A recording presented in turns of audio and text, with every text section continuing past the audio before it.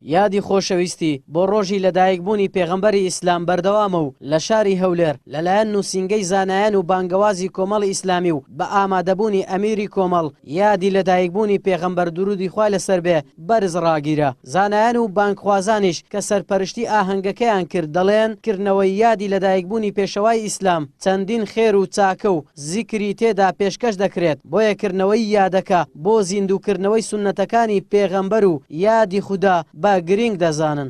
ئێمە وەکو زانایانی کۆمەڵی ئیسلامی هەستاین بە سازکردنی ئەو ئاهەنگە جەماوەریە.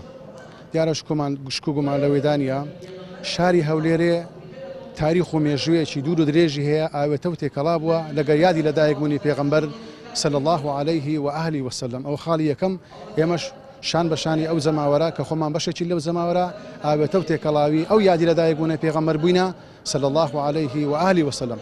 دومینیشان وەکو زیندیکردنەوە و بیرەوەری و یادی لەدایکبوونی پێغەمبەر و تواندرا لەو ئاهەنگە و لەو کەرنەفاڵەدا کە جەنابی ئەمیر چەند وتەیەکی چاک و باش و ڕێکوپێکی پێشکەش بە ئامادەبوان و تەواوی زەماوەری کوردستان کرد و ئەو برا بەڕێزانش چەندی سرودی خۆشیان گوت کە لێرەدا زەوێکی ئیمانی دروست بوو پیرۆزبایی یادی لەدایکبوونی پێغەمبەر صلی الله عليه و آله وسلم لە هەموو زەماوەری کوردستان دەکەین. لە وتارێکدا مامۆستا عەلی باپیر ئاماژەی بەوە کرد کە ئیسلام بۆ خێر و خۆشبەختی هاتووە و پێغەمبەری ئیسلامیش درودی خوای لەسەر هەمیشە پەیامی لێبوردەیی پێبووە. دوای ئەوەی کە محەممەد هات عليه الصلاة والسلام بەشەریەت کەوتە سەر ڕاستە شەقامێک لە ڕووی سیاسی، لە ڕووی ئابووری، لە ڕووی کۆمەڵایەتی، لە ڕووی تەبایی و پێکەوەژیان، لە ڕووی وێک هەڵکردنی نەتەوەکان، لە هەموو ڕوویەکەوە بەشەریەت کەوتە قۆناغێکی دیکە وەرچەرخانێک لە ژیانی مرۆڤاتیدا دروست بوو. پێغەمبەری خاتم هات عليه الصلاة والسلام کە بەشەریەت خاتە سەر ئەو شاڕێگەیەی کە جێگەی پەسەندی خوایە،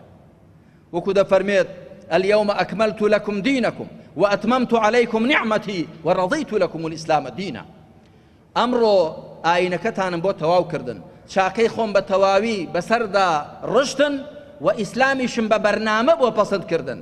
هاوڵاتیان و مامۆستایانی ئاینی شاری هەولێر کە هەمیشە پێشەنگی یادکردنەوە و بۆنە ئاینەکانیان گرتووە لەو ئاهەنگەشدا دڵخۆشی خۆیان بۆ کردنەوەی یادەکە دەربڕی و داوای بە خۆداچوونەوە و ئەنجامدانی خێر و چاکەیان دەکرد لەلایەن هاوڵاتیانەوە. هاتنی پێغەمبەری خوا صلی الله عليه وسلم ڕەحمەت بوو بەرەکەت بوو بۆ هەموو جیهان.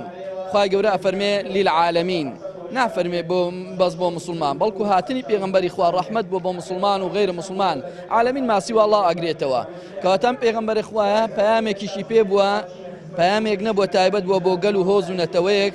خوای پەروەردیگارە فەرمێ لیتوخریجە الناس من الظلمات إلى النور. خوای گەورە پەیامێکیشی بناردۆ بۆ ئەو پێغەمبەرە خۆشەویستە بۆ ئەوی تێگڕای مرۆڤایەتی ڕزگارکە لە نەزانین و لە تاریکیەوە بۆ لای نور و ڕووناکیەوە. ئەمە کەم و کوڕێکەمان لەوەیدایە شارەزای خۆڕەوشت و ڕەفتار و ڕێبازی پێغەمبەرنینە صلی الله علیه وسلم بە ژێرەی پێویست ئەگەر بێت و لە پاش قورئانە شارەزای ئەو بین و شوێنکەوتی قورئان و ئەو بین خوای گەورە عەهد و پەیمانیدا گومڕا نابین ژیانمان تاڵە دەفەرمێ فەمەن اتبع هدایا فلا يضل ولا يشقى. لەبەرەوەی بەڕاستی لە هەموو ژمێنتر خۆڕەوشت و ڕەفتارەکەیتی لەناو خۆمان زیندوی کەینەوە لەگەر خۆمان دیکەینە ڕەفتارێ. وما أرسلناك إلا رحمة للعالمين. وەکو هاوڵاتێکی شاری هەولێری خۆشەویست بەڕاستی ئەوە شتێکی زۆر جوانی پیرۆزە. هەموو ساڵێک ئەو مانگە ئەو یادە پیرۆزە دەکرێتەوە. بەس هیوادارم یعنی مسلمانانی بەڕێز هیوادارم زیاتر بگەڕێنەوە لای خوای گەورە. ئێستا بەڕاستی وەزعێکی خراپ بەسەر مسلمانان داهاتە، خاستەن سەیری وەزعی حەلەب دەکەی جەرگت پڕژان دەبێ. هیوادارم خوای گەورە بیکات لە بخاتی ئەو مانگە پیرۆزەی ئەو زوڵمەی هەرنەگری لەسەر مسلمانان و مسلمانانیش بە ئاواتی خۆیان بگەن ڕزگار بن لەو تەنگ و چەڵەمەیە. پێغەمبەری ئیسلام درودی خوای لەسەر بێ لە 12ی ڕەبیع الأول لەدایک بوو لە تەمەنی 40 ساڵیدا بووە بە پێغەمبەر. لە سەرەتادا بەنهێنی پەیامەکەی گەیاندووە و دواتریش بە شێوەی ئاشکرا پەیامی ئیسلامی بە جیهاندا بڵاو کردوتەوە و لە ئێستاشدا ناوی محەممەد لە تەواوی دنیادا ڕەنگی داوەتەوە و ساڵانەش لە کوردستاندا هاوڵاتیان بەبێت جیاوازی بیر و بۆچوون یادەکەی بەرز ڕادەگرن. ئاراس عەزیز کەناڵی پێام هەولێر.